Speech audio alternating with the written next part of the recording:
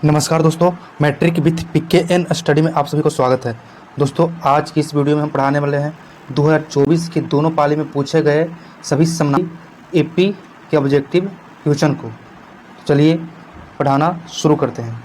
देखिए, यह 2021 में ऑब्जेक्टिव एपी से फर्स्ट सिटिंग में 7 नंबर का पूछा गया था और यही सेकंड शिफ्ट में भी 7 ही नंबर का पूछा गया था। यानी टोटल बोलें तो दोनों सिटिंग मिलाकर यहाँ पे 14 क्वेश्चन एपी से सिर्फ पूछा गया था। तो चलिए ये सभी 14 क्वेश्चन को इस वीडियो में देखते हैं। फर्स्ट सिटिंग में पूछा गया था यदि x+2 और 3x और 4x+1 समांतर श्रेणी में हो तो x का मान पूछ रहा है ना।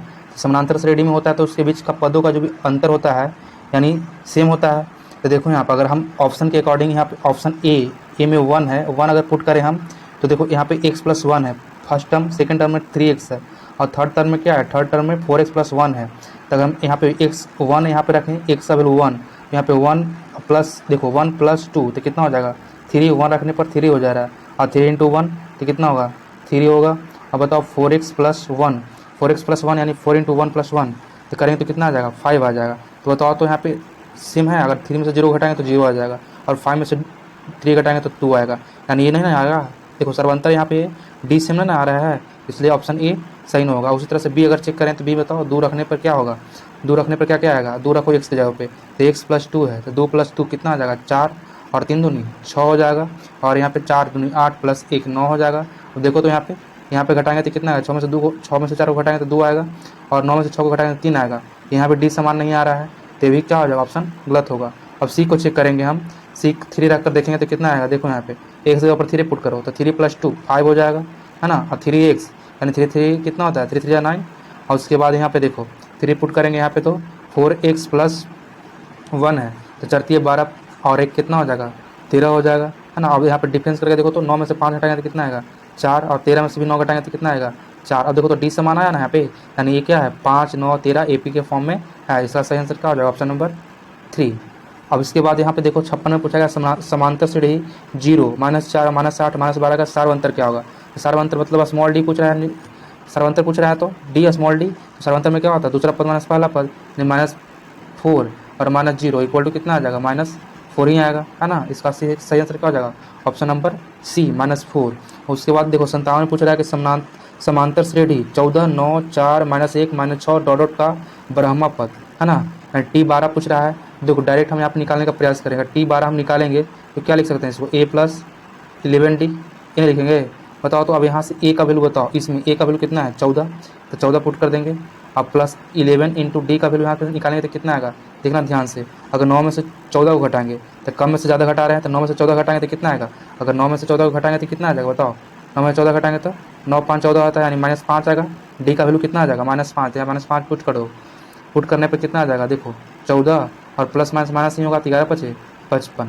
अब 55 में से घटाओ 14 को है ना, अब कम में से ज़्यादा घटाएंगे तो माइनस में आएगा तो 55 में से 14 को घटाओ यहाँ पे तो कितना आ जाएगा 1 और 5 में से एक जगह तो कितना 4, यानी इसका सही आंसर क्या हो जाएगा, ऑप्शन नंबर बी 41 -41।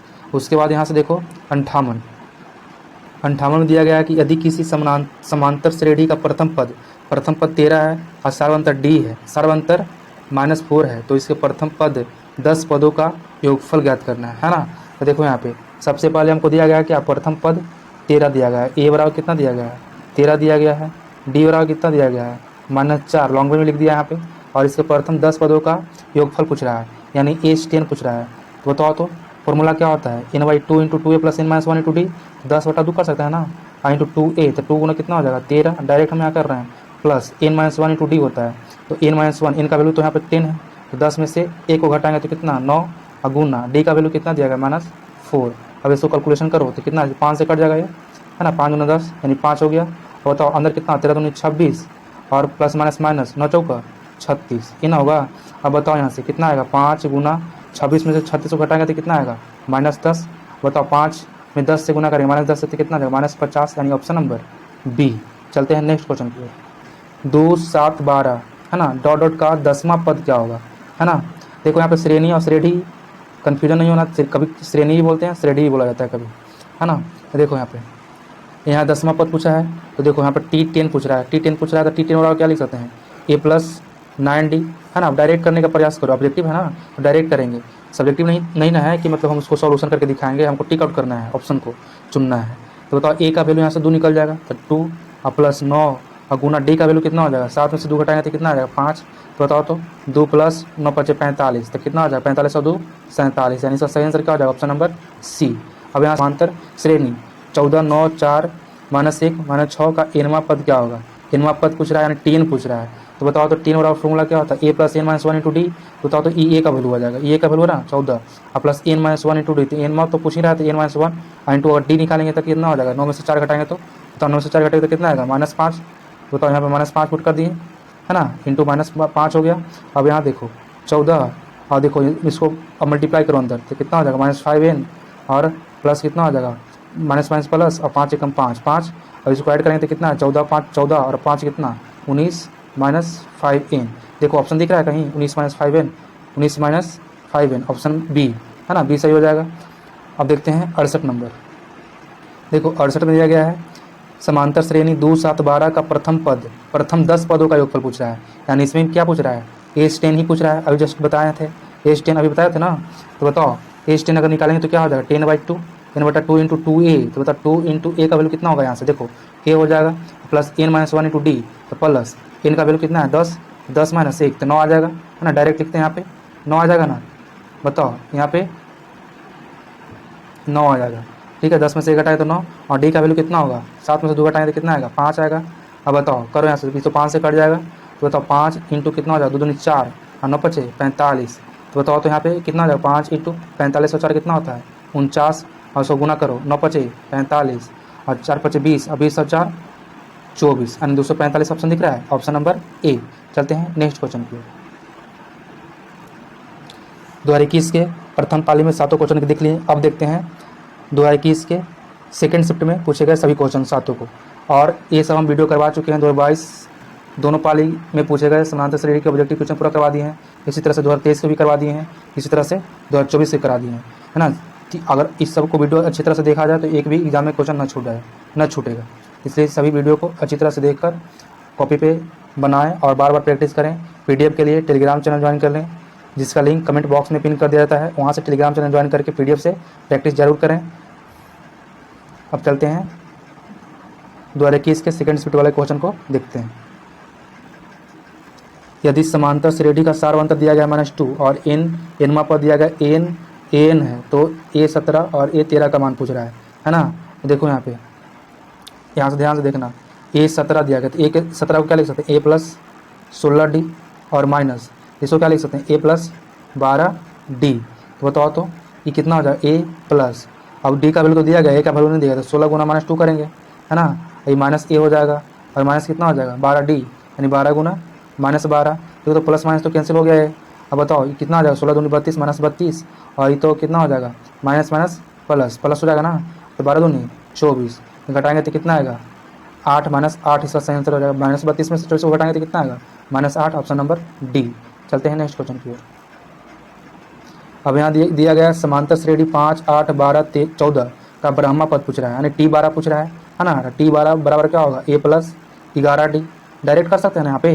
देखो a का वैल्यू दिख रहा है कि 5 हो जाएगा, जो प्रथम पद रहता है उसको a का वैल्यू पुट करते हैं और d निकालने के लिए क्या करते हैं दूसरा पद माइनस पहला पद, यानी 8 में से 5 को घटाएंगे तो कितना आ जाएगा 3, 11 गुना 3 हो जाएगा। तो 5 + 11 कितना होता है 33 और इसको ऐड करेंगे तो कितना आ जाएगा 33 5 38 आ जाएगा, 33 5 38, ऑप्शन नंबर बी।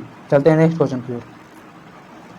अब यहाँ देखो समांतर श्रेणी 25 20 25 का कौन सा पद ऋणात्मक पूछा है ना, ऋणात्मक आना चाहिए। तो इसको भी ऑप्शन के अकॉर्डिंग हम चेक करेंगे। अगर ऑप्शन ए को हम चेक करें तो t6 बराबर क्या लिख सकते हैं a प्लस 5d ये लिख सकते हैं। तो बताओ तो a का वैल्यू यहाँ पे कितना दिख रहा है 25 दिख रहा है ना यहाँ पे 25, और d निकालेंगे तो कितना 5 गुना d निकालेंगे तो 20 में से 5 हटाएगा तो कितना आएगा -5 आएगा। बताओ तो 25 माइनस कितना हो जाएगा प्लस माइनस -25, ये तो 0 आ गया। हमको पूछ रहा है क्या ऋणात्मक, तो ऋणात्मक नहीं है तो इसको ऑप्शन सही नहीं होगा।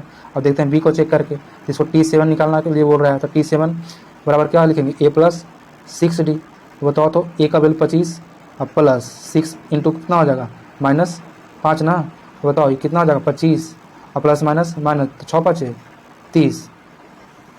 30 होगा, 5 आ गया। ये भी ऋणात्मक आया है अब देखो कि प्रथम पूछ रहा है, प्रथम ऋणात्मक, तो देखना है कि और कोई ऋणात्मक आ रहा है। अगर हम चेक करेंगे T8 को, तो T8 को क्या लिख सकते हैं, A+7D 1 कम, तो चेक करेंगे तो कितना आएगा बताओ। तो A की जगह पर 25 और 7 से मल्टीप्लाई करेंगे 5 से, देखो 5 आ रहा है, डी का वैल्यू 5 ही आया सब में, तो चेक करते हैं तो माइनस यहाँ पर कितना आ जाएगा 35, तो बताओ तो कितना आ जाएगा -10 आ जाएगा, है ना, -10। इसी तरह से हम चेक करें T9, इसको क्या लिख सकते हैं, A+8D, तो बताओ तो यहाँ पे A का वैल्यू 25 और प्लस D का वैल्यू 8 गुना कितना हो जाएगा -5 ना, -5, तो कितना आएगा 25 -40, तो कितना आ जाएगा -15। अब देखो तो यहाँ पे तीनों माइनस में आया है, 3 को, तो कह रहा है कि कौन सा पद प्रथम ऋणात्मक पद होगा।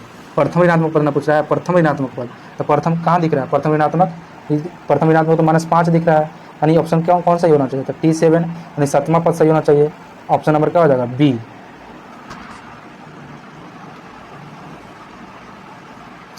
इसमें पूछ रहा है कि निम्नलिखित में कौन समानांतर श्रेणी में नहीं है ना, नहीं है, यानी डी का वैल्यू समान नहीं आएगा। अगर हम घटाएंगे तो डी का वैल्यू समान नहीं आएगा। अगर इसको हम चेक करें, देखो तो ऑप्शन ए को अगर चेक करें तो A+D दिया गया है, घटाएंगे तो A+D में A घटाएंगे तो A से कैंसिल हो जाएगा, तो D बच जाएगा। अब यहाँ से बताओ A+2 दिया गया है ना, तो A+2 दिया गया है, तो इसको अगर घटाएंगे तो A+2D दिया गया, यहाँ पर छूट गया ऑप्शन में 2D, तो A+2D को घटाएंगे A माने, तो A से काट जाएगा, 2D में से D घटाएंगे तो क्या D बचेगा, और इसी तरह से A से कैंसिल होगा, 3D से 2D घटाएंगे तो D बचेगा। नहीं समान आ रहा था तो समानांतर श्रेणी होगा, लेकिन पूछ रहा है कि नहीं होना चाहिए। अगर देखो यहाँ पे √2 है, ये √8 है, ये √18 है, √32 है। अब चेक करें, ये तो A का वैल्यू √2 दिया गया है, और √18 को अगर हम इसको फैक्टर में तोड़ें तो कितना, √18 और 8 को क्या ले सकते हैं, बी को क्या चेक करें तो कितना है, √2 दिया गया है, √8 दिया गया है, √18 दिया गया है, √32 दिया गया है। तो बताओ तो हम इसको क्या ले सकते हैं, √2। अब इसको हम लिख सकते हैं 4 गुना 2, 4 दूनी 8 होता है ना, 4 का वर्गमूल होता है तो 2, तो 2 √2 हो जाएगा। इसको क्या लिख सकते हैं, 9 गुना 2, तो 3 √2 हो जाएगा, 9 बाहर आएगा तो 3। इसको क्या लिख सकते हैं, 16 गुना 2, तो 16 का वर्गमूल होता है ना 4, तो 4 गुने √2, समझ में आया ना। इसको अगर हम इसको अगर ऐसे लिखें 16 गुना 2, 16 जो है इसका वर्गमूल होता है 4, 4 का स्क्वायर होता है ना, तो 4 बाहर और √2 अंदर हो जाएगा, √2 का वर्गमूल नहीं होता इसलिए रूट में। अब देखो तो डी अगर हम यहाँ पे निकालें तो देखो 2 √2 में से √2 को घटाएं तो कितना आएगा, √2 आएगा, है ना। अब यहाँ 3 √2 में से यहाँ देखो घटाना है 3 √2 में से 2 √2 को घटाएं तो कितना आएगा, √2 ही आएगा। अब इसको घटाएंगे तो √2 ही आएगा, तो ये भी समानांतर श्रेणी में होगा ना, यहाँ पे गलत मान दिया, ये होगा। और उसके बाद सी को अगर चेक करें हम, देखो सी को चेक करेंगे, तो सी को हम चेक करेंगे तो देखो घटाओ तो इसको अगर 0.33 है, दूसरा पद में से पहला पद घटा रहे हैं 0.30 घटा रहे हैं, है ना, दशमलव के बाद 0 का कोई वैल्यू ना आता है लास्ट से, तो देखो 3 में से 3 और 0 और 0.0 हो गया, 0.03 आ गया। अब इसको इससे घटाएंगे, देखो तो 0.333 है, और इसको दूसरा पद में क्या दिया गया, दूसरा टर्म में 0.33 दिया गया 0, बताओ तो 3 0 और 0.0, और देखो तो यहाँ पे पॉइंट के बाद 3 डिजिट है, यहाँ पे 2 ही डिजिट है, 0.03 आ रहा है, इसमें आ रहा है 0.003। ये तो बताओ तो समानांतर श्रेणी होगा, डी मैच कर रहा है, नहीं ना मैच कर रहा है ना, यहाँ तो मैच कर रहा था, √2 सभी में आ रहा था, और यहाँ पे डी सभी में आ रहा था ऑप्शन ए में। तब बताओ तो सी में आ रहा है, नहीं सी में नहीं आ रहा है, सी में देखो यहाँ पे आ रहा है 0.03 और यहाँ पे आ रहा है 0.03, अगला को घटाएंगे तो 0.0003 आएगा, यानी समानांतर श्रेणी में कौन नहीं होगा, तो ऑप्शन सी नहीं होगा, बी। अब यहाँ पे पूछ रहा है कि समानांतर श्रेणी इतना दिया गया है, पूछ रहा डी, तो डी निकालेंगे ना आसानी से, दूसरा पद माइनस पहला पद, यानी दूसरा पद कितना दिया 5/4 और माइनस कितना हो जाएगा 3/4, 4 LCM हो जाएगा, और 5 में से 3 घटेगा तो कितना आएगा 2 से कटेगा ना, 2 दूनी 4, यानी इसका सही आंसर क्या हो जाएगा 1/2, ऑप्शन नंबर सी। अब देखो इसी तरह से द्विघात समीकरण का क्वेश्चन पूछ दिया गया है, और इसमें पूछ रहा है विविक्तर निकालने के लिए, यानी इसमें भी डी निकालते हैं, लेकिन यहाँ पे क्या रहता है कैपिटल डी, ध्यान देना है। तो देखो हम बता देते हैं क्वेश्चन को, डी कैपिटल डी यानी विविक्तर या विवेचक बोलते हैं कैपिटल डी को, ना, जो द्विघात समीकरण क्वाड्रेटिक इक्वेशन में पढ़ना है। तो डी का फॉर्मूला क्या होता है, B² - 4AC होता है ना। तो बताओ तो अगर बी का हम वैल्यू पुट करें तो ए का वैल्यू होता है, कोफिशिएंट अगर ए का यहाँ पे देखो ए का वैल्यू कितना है x² है, तो यहाँ कुछ समय नहीं नंबर तो 1 होता है, और बी का वैल्यू यहाँ पे कितना दिख रहा है -15 दिख रहा है, कोफिशिएंट लेना है जैसे वेरिएबल का, और सी कितना दिख रहा है 50, है ना, 50 दिख रहा है। तो बताओ तो बी कितना दिख रहा है यहाँ पे -15 का स्क्वायर, और उसके बाद करेंगे -4AC, तो -4 × A 1 है, और सी कितना है 50, अब 15 का स्क्वायर कितना होता है 225, अब माइनस 5 कितना हो जाएगा 20, यानी और 225 में से 200 घटाएंगे तो कितना आ जाएगा? इसका सही आंसर 25, यानी ऑप्शन नंबर ए है ना। ध्यान रखना है, समांतर श्रेणी में स्मॉल डी को सार्वंतर बोलते हैं और द्विघात समीकरण में कैपिटल डी को विवेचक या विविक्तर बोलते हैं, है ना। अब यहाँ से देखो 72 नंबर एपी का क्वेश्चन पूछा गया है कि यदि समांतर श्रेणी का पहला पद ए है और सार्वंतर डी है तो प्रथम इन पदों का योगफल क्या होगा? डायरेक्ट फॉर्मूला पूछा है। योगफल वाला फॉर्मूला क्या होता है? योगफल वाला formula n/2 × 2a + n - 1 × d, यानी ऑप्शन नंबर बी। चलते हैं नेक्स्ट क्वेश्चन की ओर। अब यहाँ दिया गया यदि समांतर श्रेणी का वह पद an बराबर दिया गया है 9 - 5n। an क्या दिया गया है? 9 - 5n। तो पूछ रहा है हमको a7। तो a7 कब निकाल सकते हैं? जब हम a और d का वैल्यू निकालेंगे ना। अगर बताओ n का वैल्यू अगर हम यहाँ पे 1 रखें, यानी a1 निकालें यहाँ पे, तो 9 माइनस कितना हो जाएगा? 5 × 1। अब बताओ तो 9 में से 5 गया तो कितना बचेगा? 4। इसी तरह से a2 निकालें। अब a2 निकालें तो d भी निकल जाएगा। तो 9 माइनस कितना हो जाएगा? 5 × 2। तो हम बताओ तो 9 माइनस कितना आ गया? 10 यहाँ पे आ गया।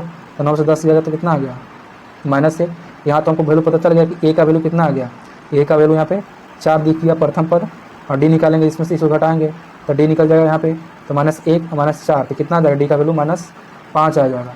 हम यहाँ से पूछ रहा है कि a7 या t7। a7 को ही t7 ही बोलते हैं। इसको क्या लिख सकते हैं? 1 कम a + 6d। तो बताओ तो a का वैल्यू यहाँ पे कितना आया है?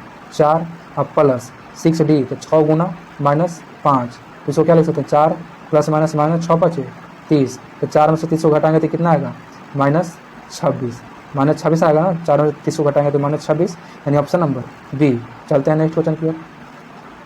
बस इतना ही क्वेश्चन पूछा गया था। तो मिलते हैं नेक्स्ट वीडियो में, तब तक के लिए थैंक यू, जय हिंद।